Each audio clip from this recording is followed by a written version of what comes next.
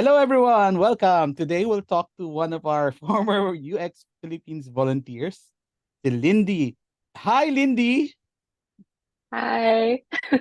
Hi, Lindy. Tell us a bit about yourself first. Okay, so hi everyone. My name is Lindy. I'm currently in Pennsylvania in the US. I'm, of course, from the Philippines, but I'm here for grad school. I'm doing a PhD in human computer interaction and doing a lot of UX related research here. You were a volunteer in UX Philippines. Can you tell us about the time when you were volunteering in UX Philippines? How was it? What was it like? Yeah, so I really remember the period that I was volunteering with UXPH and how it started because it was during the pandemic and I didn't know what to do at home. And then I came across UXPH. I don't remember, but I came across the org online. And so there was a conference coming up, UXPH Conf 2020. So I asked if they needed help, if I could volunteer, if there was anything I could do. So I signed up for volunteering and then I helped out with the conference and I was also part of the research team. So I started out as more of a community and research volunteer, but eventually I stepped into the role of research lead with UXPH and was able to do the State of UX in the Philippines report Woo! or SOUP that we published as well. And that was a very, very rewarding experience. And really, it really changed the course of my career, literally, because I wasn't sure about doing research. But then because of the mentors and the support from UXPH, I went into UX research and now I'm in grad school doing a PhD. Can you tell us how your career has evolved since your time in UX Philippines? You already briefly talked about it, but tell us a bit more. Yeah, so before I was with UXPH, I was a UX designer with Accenture Philippines. And I was interested in research, but I didn't know if I would like it. So thankfully, UXPH had the research opportunities like research volunteer. So I could try it out and see if I liked it, see how it was. But I was very lucky because we had really great mentors and other great members who were very supportive and very helpful about research. So I ended up really liking it. So I changed my career. I applied to UX research roles in the Philippines, started working as a UX researcher with Kumu. And then during that period, I was also inspired by like Jen and Jordan to apply for grad school, particularly PhD programs. So it really changed, it really showed me the beauty of like research, especially UX research. And now I'm like in higher education doing just that. So there's Nice. a lot of growth. So, what were the key milestone do you think from that experience, from your I experiences? think so the key milestones definitely are, of course, publishing SOUP or State of UX in the Philippines. That was very, very big. Very proud moment because we got to share our insights with a lot of people all over the world. We did like presentations with different conferences about that. And it's also something that helped me when I was applying for jobs, of course. It's a tangible project that I could share and show people the impact of. Other milestones were, stepping into the role of a researcher, not only as a UX researcher, but also research lead with UXPH. It was a huge learning experience because I had never really taken on the lead role in that capacity with like really tangible outputs. So that was an opportunity for me to grow into some leadership position and make these decisions for a report that was going to be read by a lot of people. And I feel like it taught me a lot. Mhm. Yeah, you're talking about, it taught you a lot. So, what were what you say are your most valuable skills or lessons that you learned that have helped you in your professional journey? Yeah, I think that one of the things is remote collaboration.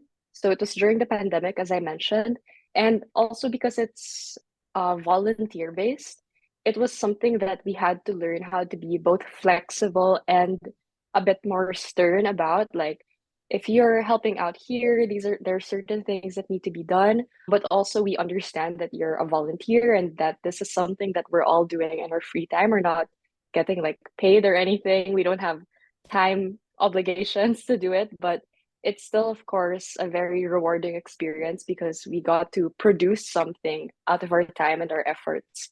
So that was a really big thing that I learned and that I still carry with me now. It's like having that collaboration and that communication when you are working in different capacities and when you're not necessarily in the same place and you're all doing very different things. It's really given me more of that like understanding what other people are also doing and how we can make space for their availability and like how we can also be agile based on what they can or can't do. Yeah. Nice. Great learnings, huh? Now, tell us about your challenges. What challenges did you face in your UX career, and how did you overcome these challenges? So some challenges that I faced, I think that I think I would call myself quite lucky in that I was in a lot of UX teams that were surrounded by supportive leadership and companies, well, leadership made us feel like the companies really cared about what we were doing. So I'm very, very thankful for that experience. But I think this might be a general challenge as well, is right now I'm also applying for internships. And when the market is not so bad, a really big challenge is, how can I get the next step, the next job or internship? What can I do if I don't do that? And I think that finding opportunities to still do what you're growing your skill or growing your network, even if it sounds really professional, it doesn't have to be professional. It's interacting with other people who are also in your field and learning from them. And that's something that I gained from like UXPH, having a community of individuals that are also interested in the same things. You can talk about the same things relating to UX, but also you'll find people who aren't, you can just talk to them about anything and you can make friends and grow together with them. I think that's something that in times of challenges like bad markets and not many jobs available, it's something that you can at least do passively that can still contribute to your growth and your skill development. Can you share a particularly rewarding experience or project that you worked on? With my first UX research position, it was really rewarding to put out research with Kumu that I could then see the impact of it soon after. And as I mentioned earlier, I was very lucky to be in teams where I felt like my work was valuable and I was being supported. And the reason I felt that way is because I was doing the research and then I would see the results of that. Like 1 month later, they would be developing it, designing it, and then they would implement it in the new iteration of the product. And that was it's such a like motivating experience as a UX practitioner because a lot of the discourse you see online is nobody listens to me as a UX person. Like they don't understand. Yeah. And for me, I was of course afraid that that would happen because it's something that you hear happens a lot, unfortunately. And when I saw the opposite of that, actually, that they were listening to me and the ideas, and they were really like, let's do this now, like, let's get this done. It just made me feel like, yeah, like there is value in this. People are caring about the users and the users' own needs and their challenges and how we can support them. It's something that they're listening to and that we can like work on as a product. Nice. So that was a very rewarding, very rewarding experience. So now, based on your experiences, what advice would you give now to newbies or those who are transitioning from another career into UX or in design? Mhm. Yeah, so I kind of mentioned this earlier, but something that I say to a lot of career transitioners or people that are just starting out UX is surrounding yourself with people that are, have the similar goals. I think it's very motivating to also be with other people who are going for the same things. or who are talking about the same topics, because then you can have conversations with them. You can exchange ideas about things that you're learning, and then you can both grow together. And when I joined UXPH, I was talking to people about UX more. I was talking to people about research more. And I feel like that fueled my own motivation to like apply for jobs and apply for grad school. It also gave me this network of not just like people I can tap if I need help or like ask for things, but these are people I can have really in-depth conversations with them and get their advice and see what they think. And at the same time, I'm also helping them in some ways.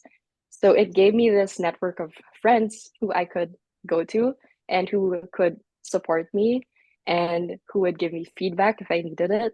I just think it's really important to have that community because these are the people that will be there for you and who can introduce you to new opportunities in the future.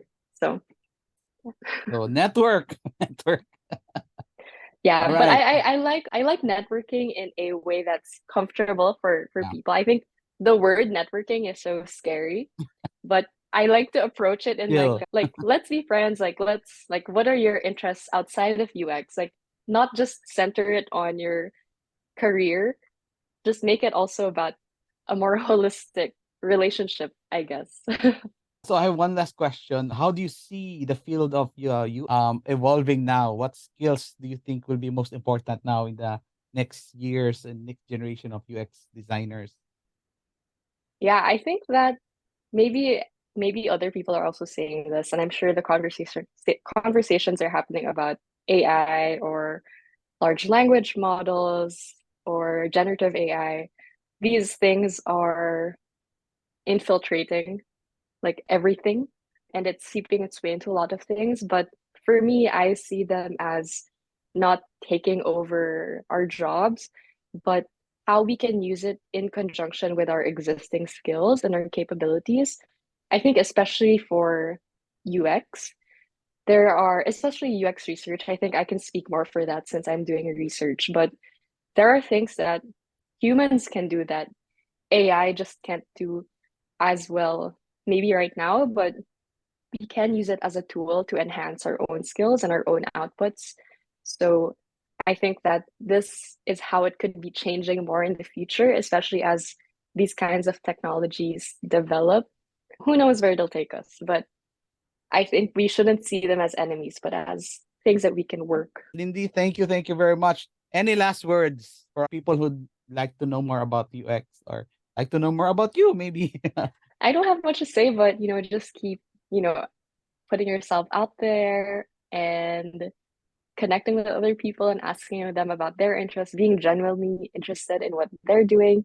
It's always really great to talk to other people. And for myself, I'm also very open to like speaking to people who reach out to me, like on LinkedIn, Lindy Hernandez on LinkedIn. Like I try my best to help in any way that I can, especially for career transitioners or those still getting into UX. And now that I'm in grad school, it's also something that I feel like I can help with a little bit more is applying and all of that.